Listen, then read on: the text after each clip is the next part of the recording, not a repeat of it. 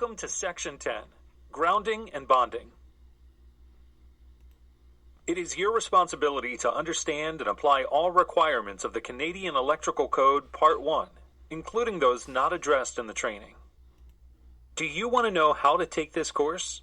Click yes or no. Hi, I'm Nathan, your subject matter professional for this learning. I will help you to understand and be able to apply the requirements of the section of the Canadian Electrical Code, Part 1. The aim of this training is to provide new knowledge and to support the development of new skills that you can apply immediately to your job. The purpose is why you are taking this learning. To directly support the purpose, this learning has identified objectives. Here is what you will learn as you take this training.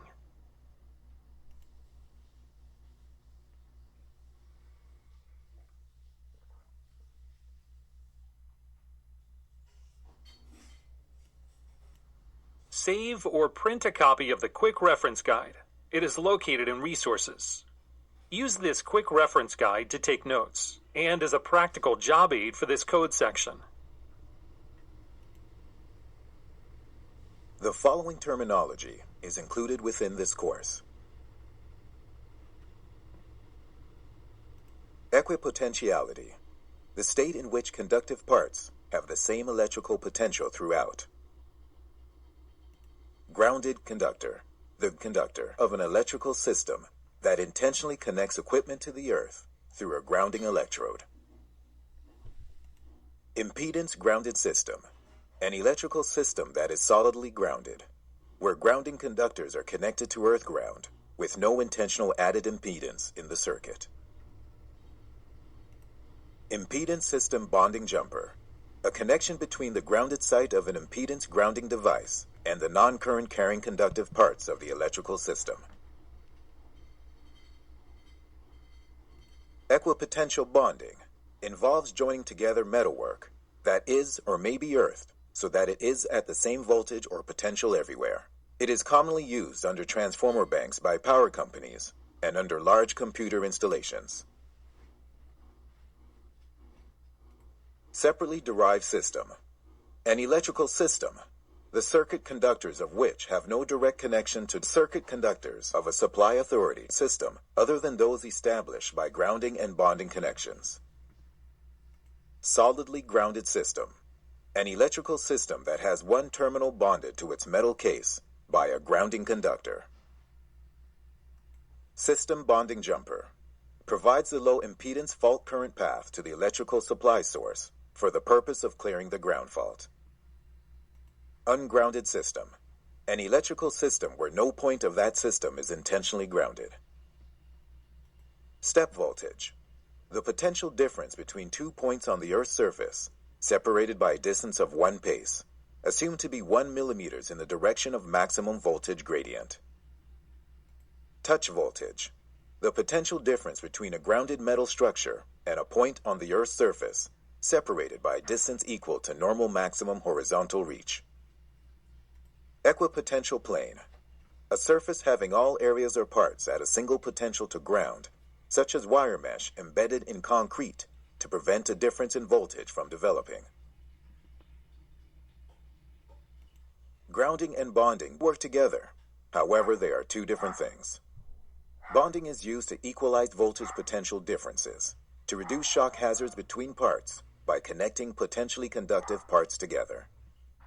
Grounding involves providing a low impedance, ground fault return path from the equipment required to be grounded back to the source of the electrical system, typically through the equipment grounding conductor, routed with the branch circuit conductors. This path facilitates the operation of the fuse or circuit breaker to allow it to remove the faulted condition. In short, bonding means connected, while grounding means connected to earth. Grounding and bonding together provide the safety from shock hazards that is so important. In Section 10 of the Code, it is established that grounding and bonding can minimize the likelihood and severity of electric shock by establishing equipotentiality to prevent damage to property during a fault event as follows. By grounding an electrical system, and bonding its associated equipment to establish a low impedance connection between the grounded conductor and the non-current carrying conductive parts of the system to stabilize system voltage. An ungrounded system limits the magnitude of ground fault currents resulting from a single ground fault and minimizes the damage to equipment on the occurrence of single ground fault. Bonding interconnects the non-current carrying conductive parts of electrical equipment and the system grounded point, where one exists, with sufficiently low impedance to facilitate the operation of protective devices, and by establishing equipotentiality using equipotential bonding. Now that you know the difference between grounding and bonding, what is grounding? The first figure shows a ground fault on a grounded three-phase wire system.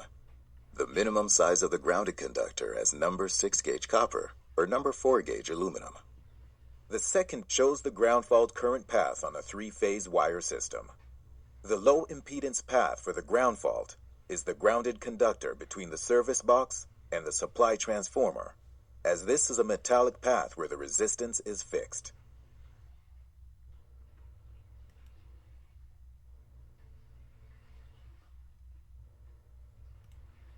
Grounding is often referred to as the reference point in which a conductive body is connected to the earth.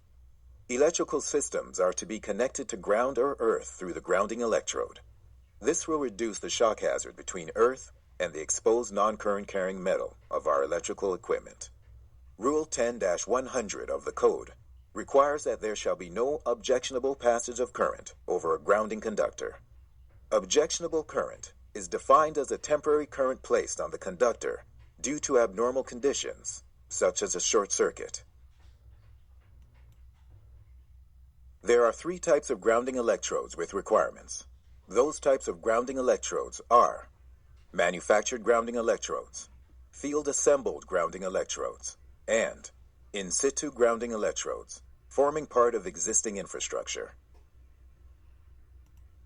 Manufactured grounding electrode shall, in the case of a rod grounding electrode, consist of 2 rod electrodes spaced not less than 3 meters apart, interconnected with a grounding conductor sized as prescribed for grounding conductors, and driven to the full length of the rod, or a chemically charged rod electrode installed to the full length of the rod, or a plate electrode, be in direct contact with exterior soil at not less than 600 millimeters below grade level, or encased with thin bottom 50 millimeters of a concrete foundation footing, in direct contact with the earth at not less than 600 millimeters below finished grade.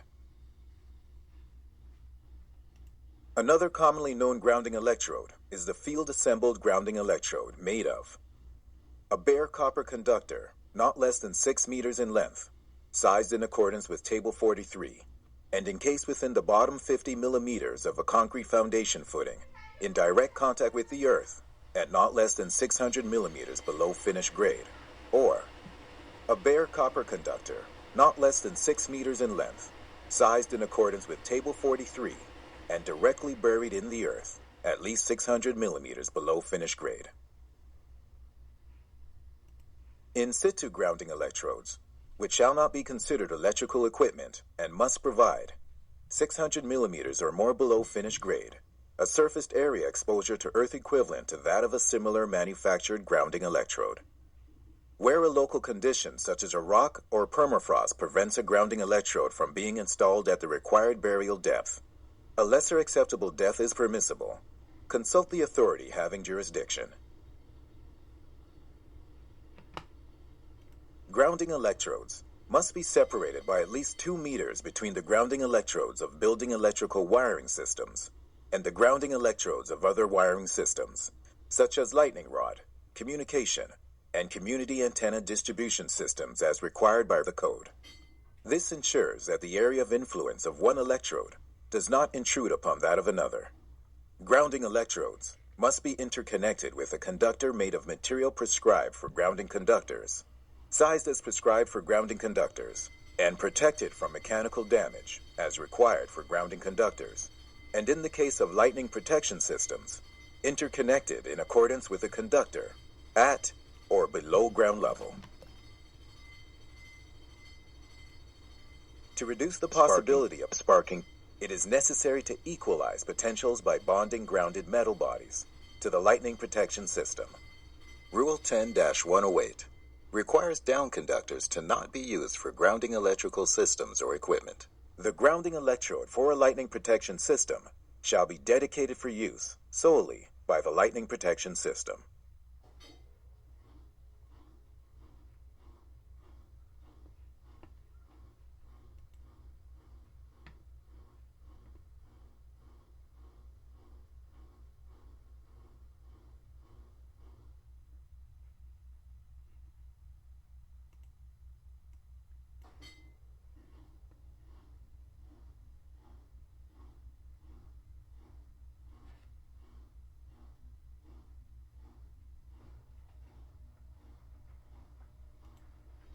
Any interruption of the bonding path to ground must be avoided.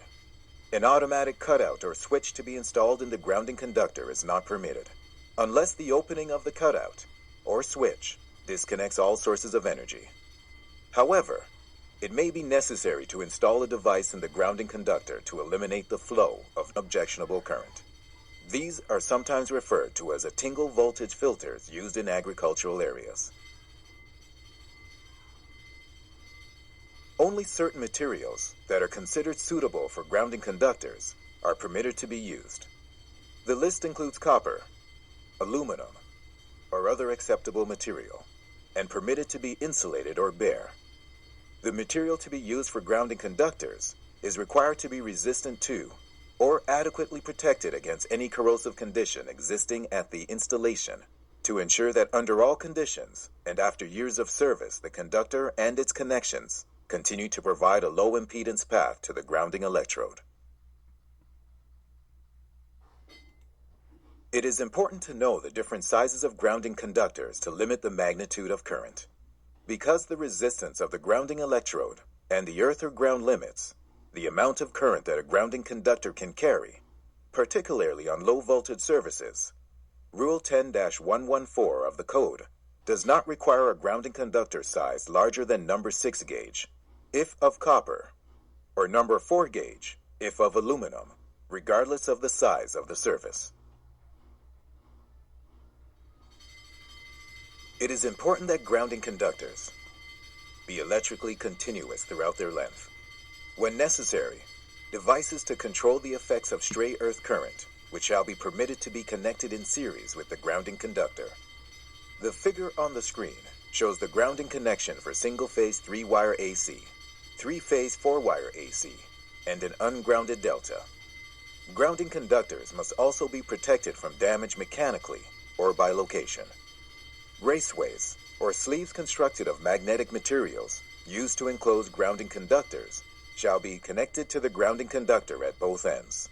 A grounding conductor installed in the same raceway with service conductors shall be insulated, except that an uninsulated grounding conductor shall be permitted where the length of the raceway does not exceed 15 meters between pull points, and does not contain more than the equivalent of 2 90-degree bends between pull points.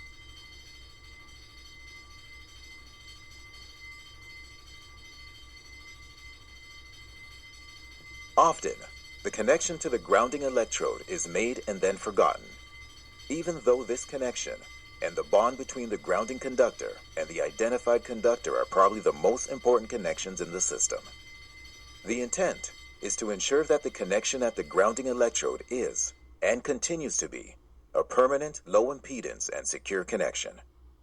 The integrity of the grounding connection to the grounding electrode must be preserved under all conditions.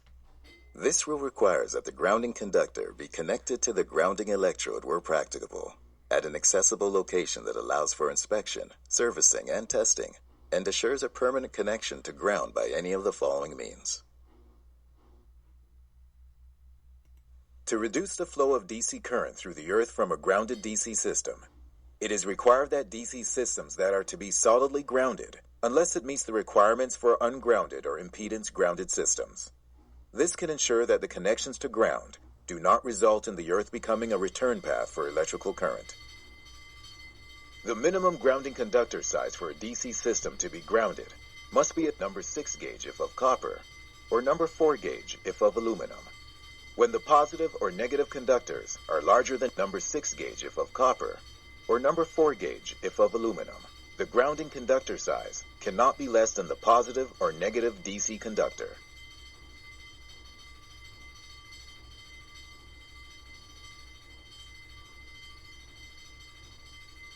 Direct current flowing through the earth tends to seek out a metal ungrounded system, such as a municipal water system, which may suffer severe electrolytic corrosion when DC systems are grounded.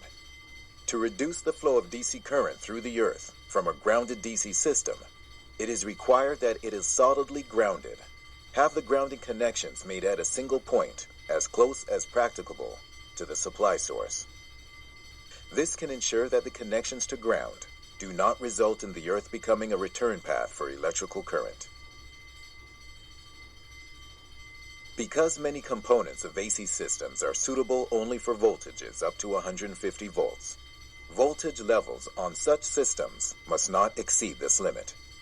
AC systems exceeding extra low voltage must be solidly grounded if the system incorporates a neutral conductor and it were run overhead outside, supplied by transformers energized from systems of more than 150 volts to ground, or supplied by transformers energized from ungrounded systems.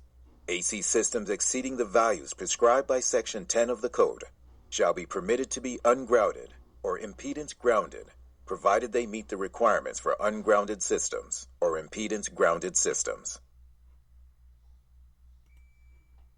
In a typical service installation, a grounded conductor is on the supply side of the service.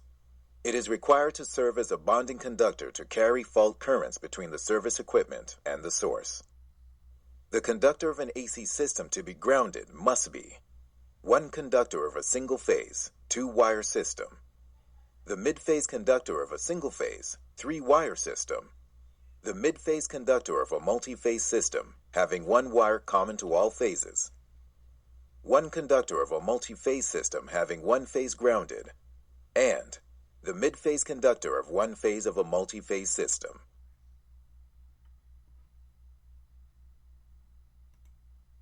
The grounded conductor of a solidly grounded AC system supplied by the supply authority shall be connected to a grounding conductor at one point, only at the consumer service. Have a minimum size as specified for a bonding conductor and for a neutral conductor when the grounded conductor also serves as a neutral, and be connected to the equipment bonding terminal by a system bonding jumper, and have no other connection to the non-current carrying conductive parts of electrical equipment of the supply side or the load side where the grounding connection is made.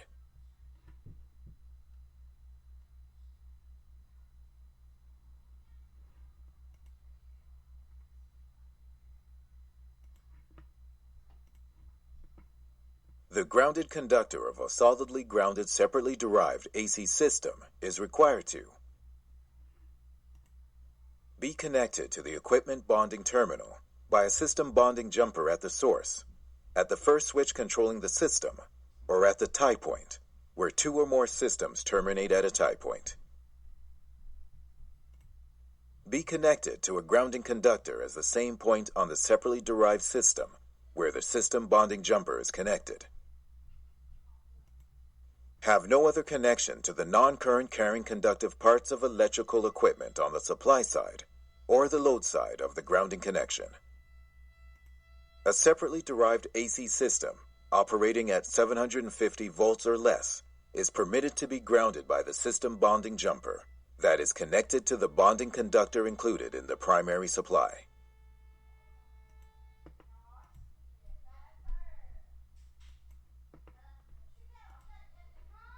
A portable generator assembly shall not be required to be connected to a grounding electrode if the generator has the neutral bonded to the frame. A mobile or vehicle-mounted generator shall not be required to be connected to a grounding electrode under the following conditions. The generator does not exceed a low voltage rated output. The generator has the neutral bonded to the frame. The generator supplies only electrical equipment installed on the vehicle. Electrical equipment that is cord and plug connected through receptacles mounted on the vehicle or on the generator, or any combination of both. The conductive frame of the generator is connected to the conductive frame of the vehicle by an equipotential bonding conductor. The non-current carrying conductive parts of the electrical equipment are supplied by a circuit incorporating a bonding conductor. Time for an activity. Choose your response and then select Submit.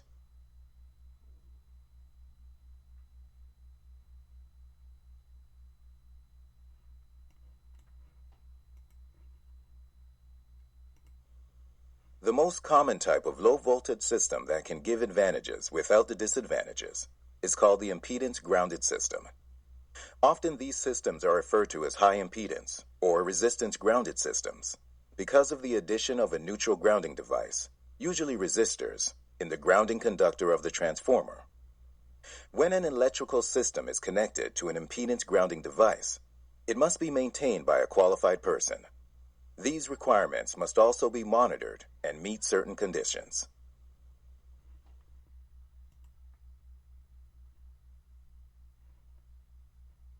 Click each box to learn more.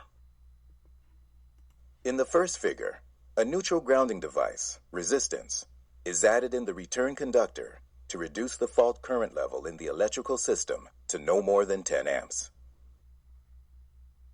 The second figure shows the ground detection system that must be added to an impedance grounded system to indicate there is a ground fault on one phase. The third figure shows the path of the ground fault current when one phase is grounded. Provided the ground detection device can function as required for an ungrounded system, the system should be permitted to continue to operate. Several factors impacting system reaction to a ground fault include system voltage, ground fault current limits, whether the line to neutral loads are served, ability of the monitoring device to detect a ground fault on an ungrounded system on event of loss of continuity in the impedance grounding circuit. Table 17 concisely specifies the required action based on the numerous potential combinations of systems, types of fault, and monitoring device capabilities that can be encountered. Where impedance grounding devices are used, it is required that warning signs indicate when the system is impedance grounded.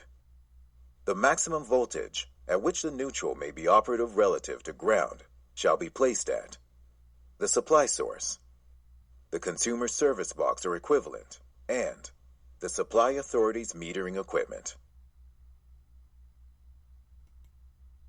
Conductors connecting the impedance grounding device to a system are required to be insulated for the nominal system voltage, identified as white or gray, routed as directly as practicable, not to be grounded, and sized to conduct the rated current of the impedance grounding device, and in no case less than number 12 gauge if of copper, or number 10 gauge if of aluminum, and be protected from damage mechanically or by location. It is also required that the grounded side of the impedance grounding device to be connected to the non-current carrying parts of the electrical equipment by an impedance system bonding jumper sized to conduct the rated current of the impedance grounding device, and in no case less than number 12 gauge if of copper and number 10 gauge if of aluminum. In an ungrounded system, it is required that DC or AC systems be permitted to be ungrounded if the system is equipped with suitable ground fault detection and maintained by qualified persons. On the occurrence of a single ground fault on one conductor, the ground fault detection can activate a visual or audible alarm to indicate the presences of the ground fault.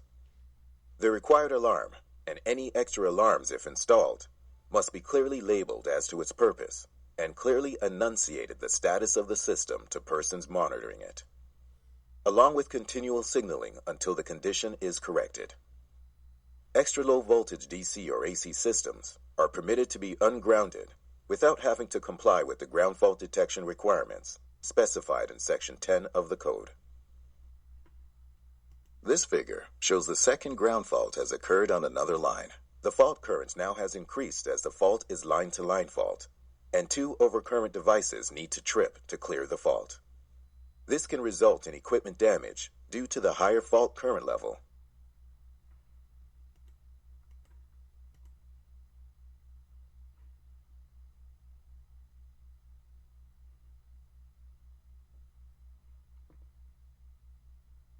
Here is a short activity to apply what you just learned. Enter your response and select Submit.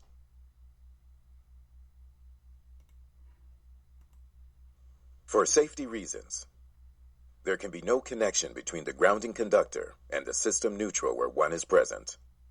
The grounding conductor shall connect the grounding electrode to the non-current carrying conductive enclosure of the supply source equipment of separately derived systems, or the service box. Time for an activity. Choose your response and then select Submit.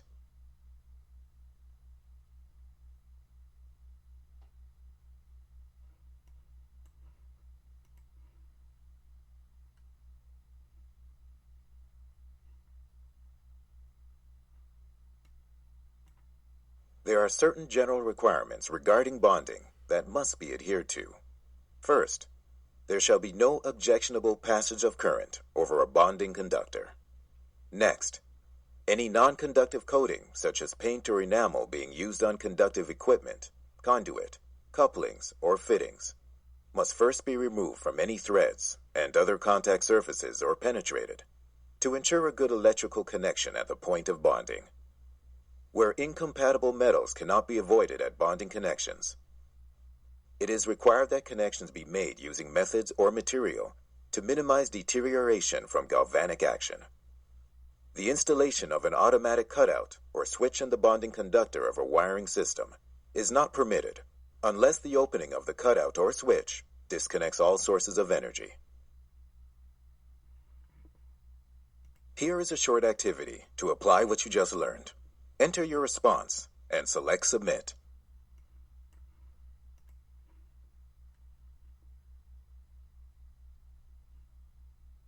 Time for an activity. Choose your response and then select Submit.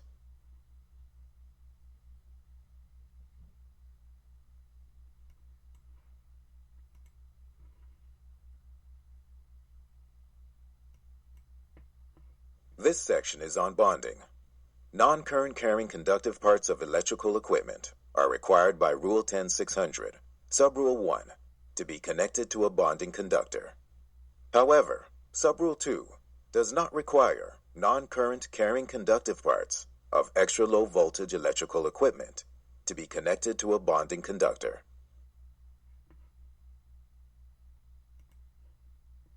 Rule 10-602 requires a bonding conductor to be installed with each group of parallel conductors when conductors are installed in parallel in separate cables, raceways, or bus.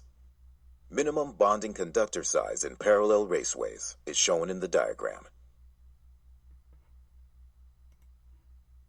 The bonding continuity for service raceways, cable armor, cable sheaths, and all service equipment enclosures containing service conductors as required by Rule 10-604, including meter fittings, boxes, or the like, must include threaded couplings and threaded connections to the conductive enclosures with joints made up tight where rigid metal conduit is used, couplings and connectors made up tight where electrical metallic tubing is used, and bonding bushings supplemented with a bonding conductor where the connection to the enclosure is made using standard lock nuts. It is permissible, as stated in Subrule 2, however, to not require bonding brushings for cable assemblings, incorporating an internal bonding conductor in continuous contact with the cable armor, provided the internal bonding conductor extends from the cable and connects to the service equipment. Bonding continuity of metal raceway, metal sheath, or armor cable shall be assured by one of the methods specified in Rules 10-604, Subrule 1, on service equipment. However, Rule 10-606 also permits using standard box connectors made up tight, 2 lock nuts, one inside and one outside of boxes and cabinets, or 1 lock nut and a metal conduit bushing, provided the bushing can be installed so that it is mechanically secure and makes positive contact with the inside surface of the box or cabinet. Reducing washers, however, shall not be permitted to be used to maintain the bonding continuity of the wiring systems. Time for an activity. Choose your response and then select Submit.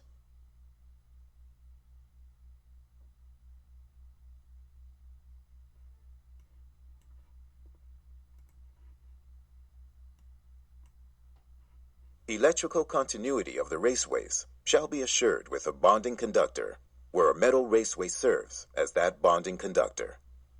This can occur if expansion joints and telescoping sections are installed.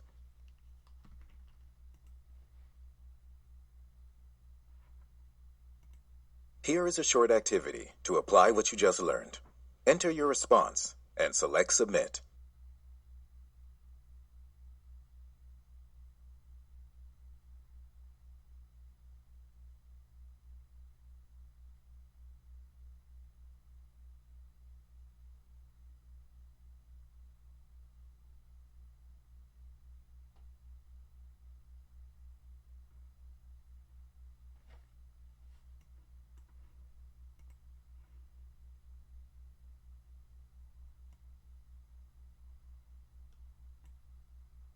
The bonding means for fixed equipment shall consist of one of the following. According to Rule 10610, Subrule 1. A. An effective metallic interconnection between fixed equipment consisting of metal raceway, metal sheath, or cable armor, except for armor as specified in Subrules 2 and 3. The sheath of mineral insulated cable when not of copper or aluminum, as specified in Subrule 4, or where the raceway cables are run underground, run in locations coming within the scope of Section 22, or otherwise subject to corrosion. B. The bonding conductor that is run with circuit conductors as a part of a cable, or C. A bonding conductor that is run with circuit conductors installed in raceways. Subrule 2 requires the armor of armored cables incorporating a bonding conductor to not be designated to fulfill the requirements of a bonding conductor, except where both the armor and the bonding conductor are in continuous electrical contact.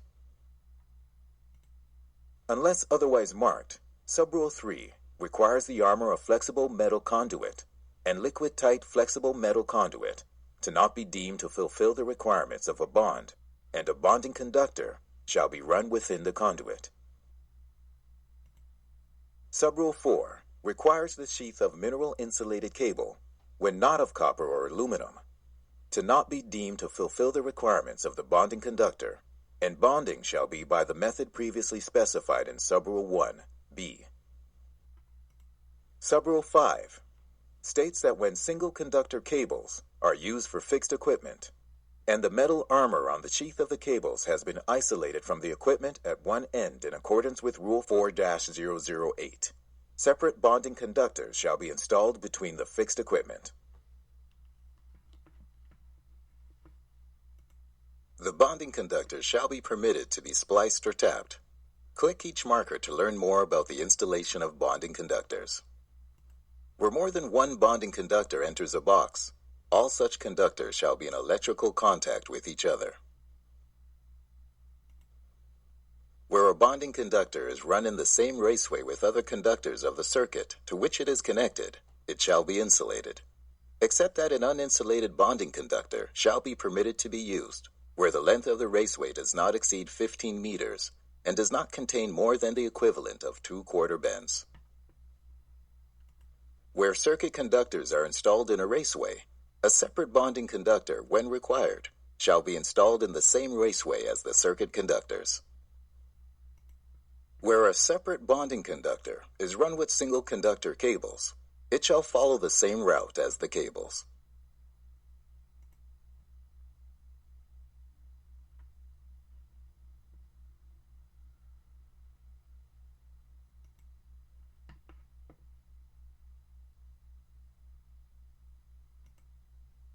It is important for safety reasons to adhere to Rule 10612. This rule requires that the bonding conductor to conduits, cabinets, equipment, and the like to be attached by means of lugs, pressure connectors, clamps, or other equally substantial means. Connections that depend on solder shall not be used, and a bonding connection shall be made at every non-metallic outlet box for any fitting or device that requires connection to a bonding conductor.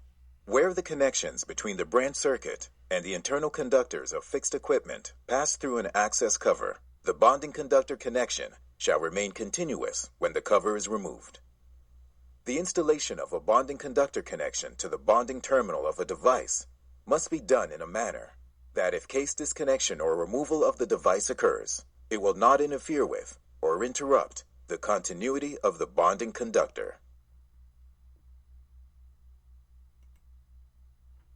The size of a field-installed system bonding jumper shall not be less than that determined by the application of Table 16, based on the ampere rating or setting of the overcurrent device protecting the ungrounded conductors. This is a requirement in Rule 10.614. It is also required that the size of the bonding conductor installed, following the requirements of Rule 10.604, at service equipment based on the allowable ampacity of the largest ungrounded conductor. The size of a field-installed bonding conductor, installed with each group of parallel conductors run in separate raceways or cables, shall be in accordance with Sub-Rule 3, divided by the number of groups or parallel conductors. Even though the previous requirements may differ, the bonding conductor shall not be required to be larger than the current carrying conductors. A metal raceway that is permitted to be used as a bonding conductor shall be considered to meet the requirements of this rule, as will a bonding means that is integral to a cable assembly. Time for a scenario. Please read the scenario and follow the instructions to submit your answers.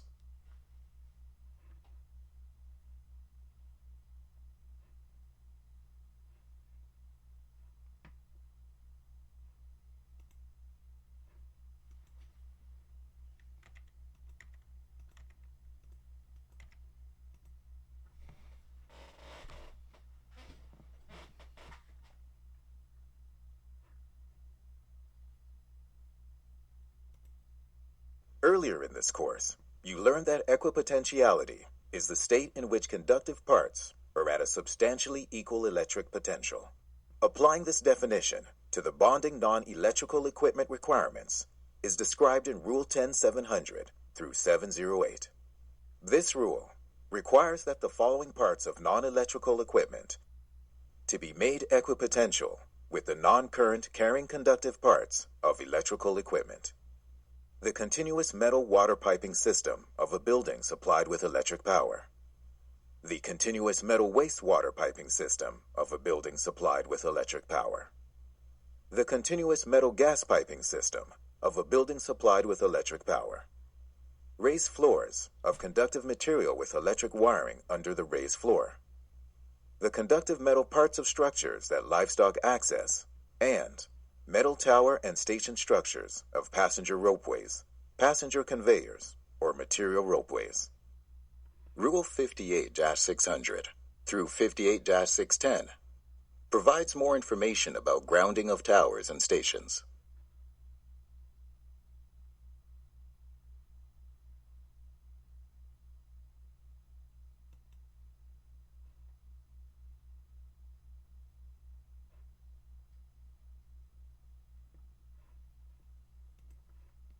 The installation of conductors for equipotential bonding is permitted as open wiring, provided they are adequately secured. This requirement is stated in Rule 10.702.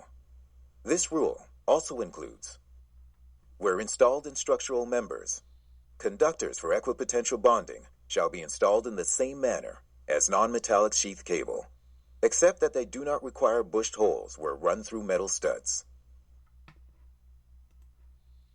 Equipotential bonding conductors are required to be of materials permitted for grounding conductors or for bonding means according to Rule 10.704.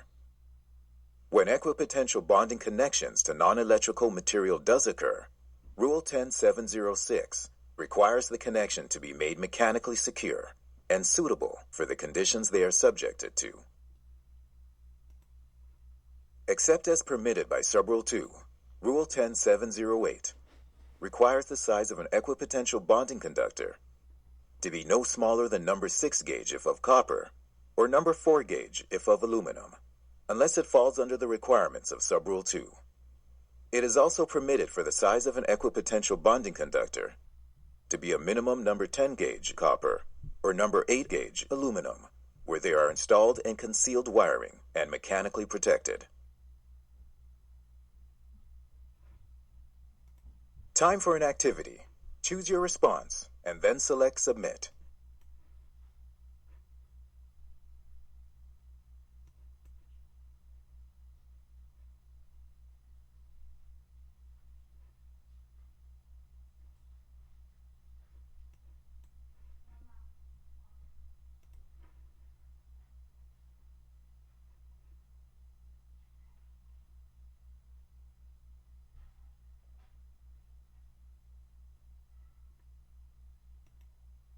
You covered a lot in this course. This summary helps you to recall the main concepts and requirements of this code section. You have now completed the learning on the main concepts and requirements of this code section. Next, you will take the open book quiz through the link on the course page. Click Close to exit, and then start